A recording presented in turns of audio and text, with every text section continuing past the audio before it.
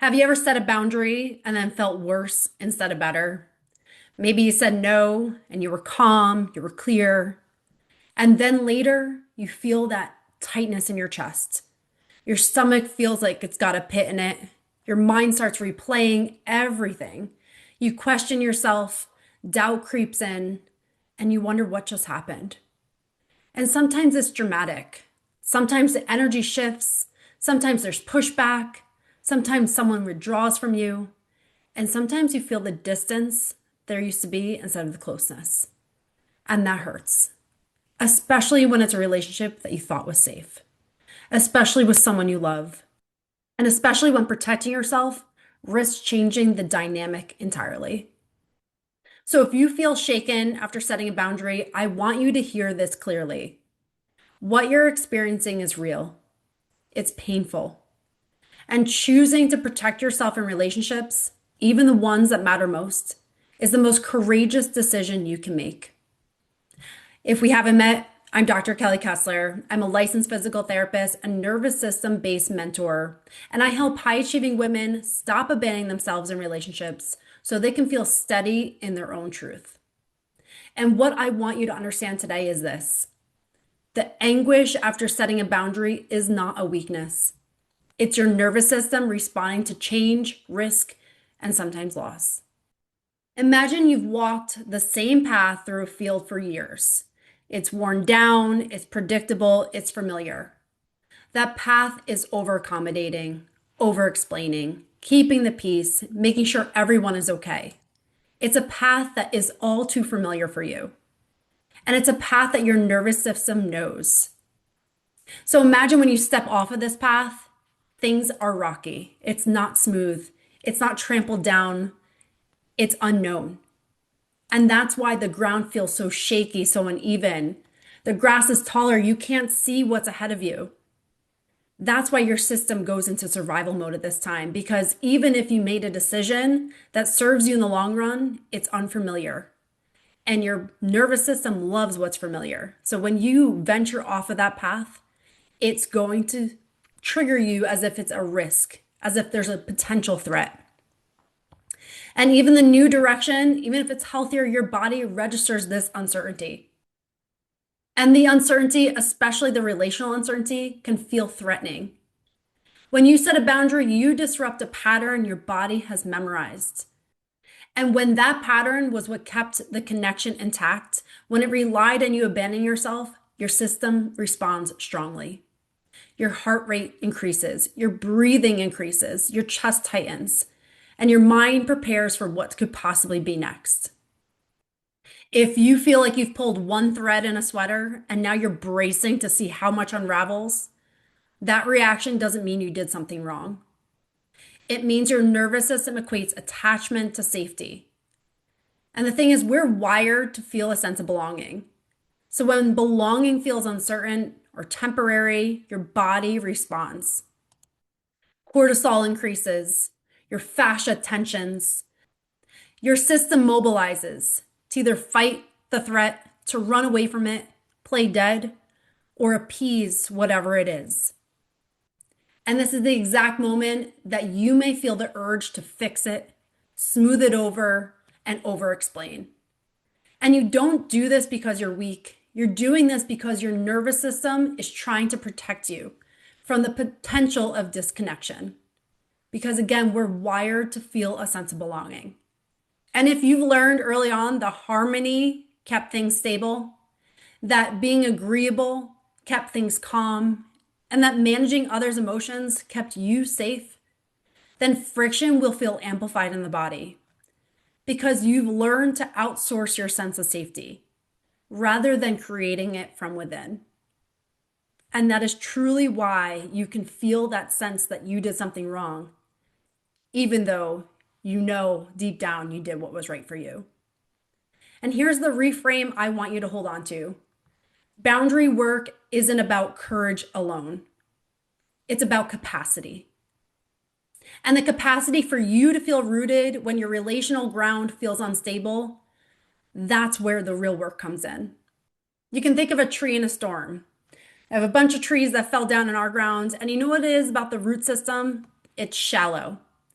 So when the storm is strong, it's not able to hold, and the wind becomes catastrophic. And it's the same thing in your relationships. When things start to break down outside of you, if your root system is shallow within yourself, you too will feel the pressure to fall into it. But when the roots are deep, the tree can bend without breaking. It can adapt to the pressures of the outside world that inevitably will always be there. And setting the boundary is like the wind. It may feel like protection for a moment, but in the end, it feels like you are being overwhelmed by a change that you're not familiar with. And your nervous system capacity is that root system. So when you have the capacity to hold that boundary, to anchor into your truth, to know yourself well enough that you know this is your own self-protection, your own salvation, this is when the root system holds strong, even if the wind picks up. And it's important to remember that roots grow slowly. They grow through repetition. They grow through patience. And there's also something that many women don't realize. There is often a 24 to 72 hour recalibration window after you set a boundary. And this is often the moment that many women go back, apologize for the boundary, soften themselves, over explain it, ruminate on every single aspect of the conversation, and take ownership of things that they're not even responsible for. During that time, you likely feel grief. You feel the anxiety, the guilt that pulls you back, hyper awareness, and a huge sense of loss.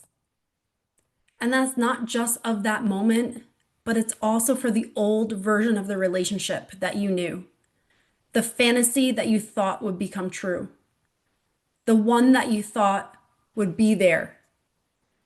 And that's because sometimes boundaries don't just create tension, they reveal the truth.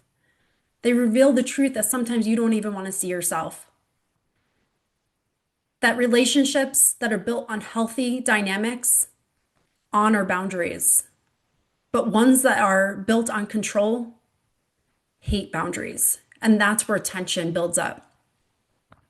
And this can deeply change dynamics once you see it, because it's really hard to unsee it once you do. And that doesn't mean that you shouldn't have protected yourself. I want you to hear that again. This does not mean that you should not have protected yourself. It means that allowing the relationship to reorganize around honesty instead of self-abandonment is the next move. And this is where you have that power of choice.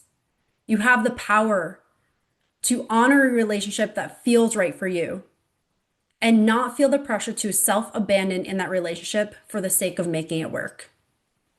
And that's real bravery. But I know what it's like when you're in that moment. I know what it's like when your body's reacting, pulling you back into what you knew was familiar. And I know what it's like when everything feels shaky, when you have that deep pressure in your chest and you don't even know how to handle it. So, what do you do when your body feels shaken? By setting that boundary. And that's what I want to share with you today. Let's do something simple together. This is something that you can do the next time you set that boundary and you feel it in your body. You feel it pulling you back into those patterns. Place one hand on your chest and one hand on your belly. You're going to take a deep breath in your nose and slowly exhale as slowly as you possibly can.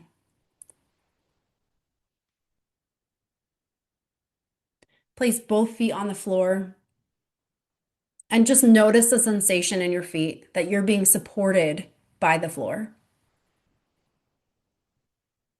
And this is that moment of pause that when you feel like you're being drawn back into those patterns, when you feel like you are wondering what just happened and you're doubting everything, this is the moment that you get to pause and just be with yourself for a moment. You get to look at your life through your own lens rather than everyone else's.